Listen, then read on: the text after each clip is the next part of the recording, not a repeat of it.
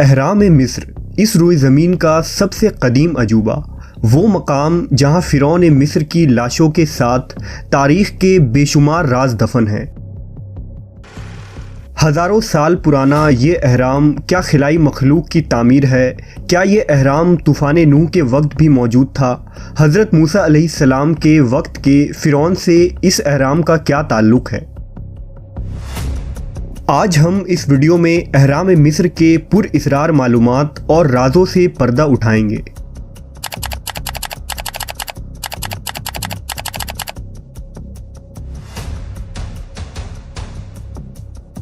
मिस्र कदीम दौर का एक ऐसा मुल्क है जो अपने अंदर दफन पुरअसरार राज़ों और हैरत अंगेज़ तामीरात की वजह से मशहूर है। उन तामीरात में मिस्र का अहराम सर फहरिस्त है। आपको ये जानकर हैरत होगी कि पिरामिड सिर्फ मिस्र में ही नहीं बल्कि दुनिया के हर इलाके में मौजूद है। चीन से लेकर शुमाली अमेरिका और मिस्र से लेकर हिंदुस्तान तक, यहाँ तक कि समुंदर के अंदर भी अहरामों के शक्ल में कई इमारतें दरियाफ्त हुई हैं। मिस्र में 100 से ज़्यादा अहराम मौजूद हैं, जिनमें कायरा के गिज़ा के मकाम पर 3 अहराम दुनिया के अजायबात में पहले नंबर पर शामिल है। ये अहराम दरअसल कदीम मिस्र के उन फ़िरौनियों का मकबरा है जो खुद को खुदा करार देते थे और मिस्र पर हुकूमत किया करते थे। इन अहराम को उन फ़िरौनियों ने ही तामीर करवाया था ताकि मरने के बाद वहाँ उनकी लाशों के मम्मी को महफूज किया जा सके। हर फ़िरौन मिस्र अपने लिए अलग अहराम तामीर करवाता और उसके मरने के बाद उसके लाश को मम्मी बनाकर उन अहराम के निचले हिस्से में दफन कर दिया जाता था।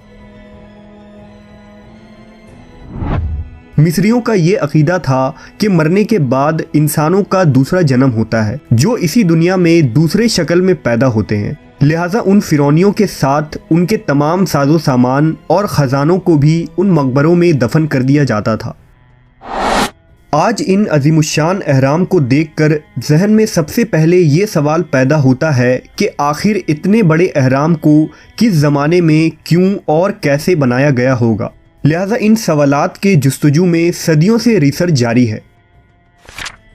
पिरामिड्स के मुतालिक सबसे पहले हेरोडोटस ने अपनी किताब में लिखा था, जिसने तकरीबन 450 कबल मसीह में मिस्र में कदम रखा और उसने वहाँ के मकामी गाइड के साथ वहाँ के तमाम अहराम का अंदर से जायज़ा लिया। उसने अपनी इस पूरी तहकीक को एक किताब में लिखा। हेरोडोटस के मुताबिक 2 लाख मजदूरों ने मिलकर खुफू के इस अजीम पिरामिड को 20 सालों में मुकम्मल किया था। इस तामीर में हर घंटे 2 से 3 पत्थर लगाए जाते और इस तरह 30 लाख पत्थरों से इस अजीम पिरामिड की तामीर मुकम्मल हुई। कहते हैं कि कदीम दौर से ही मिस्रियों की मकामी आबादी उन अहरामों के करीब नहीं जाते थे, यहाँ तक कि वो इन अहराम के करीब से गुज़रने पर भी एहतियात किया करते थे, क्योंकि उनके अकायद के मुताबिक ये देवताओं और फ़िरौनियों का मस्किन था जहाँ उनकी रूहें रहा करती थीं।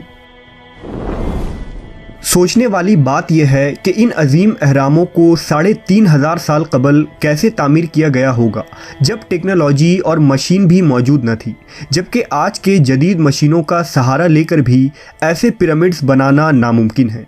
ये अहराम 13 एकड़ ज़मीन पर फैला हुआ है, जिसकी बुलंदी 450 फीट है। पिरामिड की तामीर में इस्तेमाल किए गए हर पत्थर का वज़न 2.5 टन से 3 टन तक है। इन पत्थरों को कैसे तराशा गया होगा और उन भारी भरकम पत्थरों को तराशने के बाद इतनी ऊंचाई तक कैसे पहुंचाया गया होगा? क्या ये इंसानी हाथ कर सकते हैं? क्या इतने बड़े बड़े पत्थर इतनी ऊंचाई में चढ़ाना और उन्हें फिट करना मुमकिन है? एक्सपर्ट्स के मुताबिक इन अहराम को बनाने में ऐसे मैथमेटिकल प्रिंसिपल का इस्तेमाल हुआ है कि जब इस पिरामिड को बनाने का काम एक सुपर कंप्यूटर को दिया गया तो उसे मुकम्मल करने में उस कंप्यूटर को पूरे 1000 घंटे लग गए। इन पिरामिड्स की एक हैरत अंगेज़ बात यह है कि इन तमाम अहराम का दर्जा हरारत ज़मीन के एवरेज टेम्परेचर के बराबर यानी 20 डिग्री सेल्सियस रहता है। बाहर चाहे गर्मी हो, सर्दी हो या आंधी तूफ़ान, अहराम के अंदर का मौसम कभी नहीं बदलता। मुहक्किकीन के मुताबिक दरअसल पिरामिड इल्म नजूम के माहिरीन के लिए बनाए गए थे।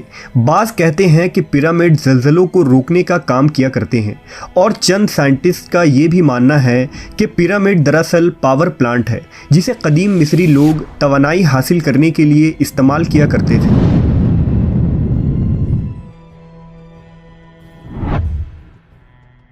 साल 1987 में इलेक्ट्रिकल इंजीनियर और इन्वेंटर डॉक्टर जो पार्क ने ग्रेट पिरामिड पर जाकर कुछ तजुर्बे किए, जिसमें उन्होंने पिरामिड के इलेक्ट्रिकल, मैग्नेटिक और रेडियो एक्टिव एनर्जी को नापा और ये नतीजा निकाला कि उन अहराम के आसपास एक एनर्जी फील्ड है जिससे हाइपर स्पेस में जाया जा सकता है।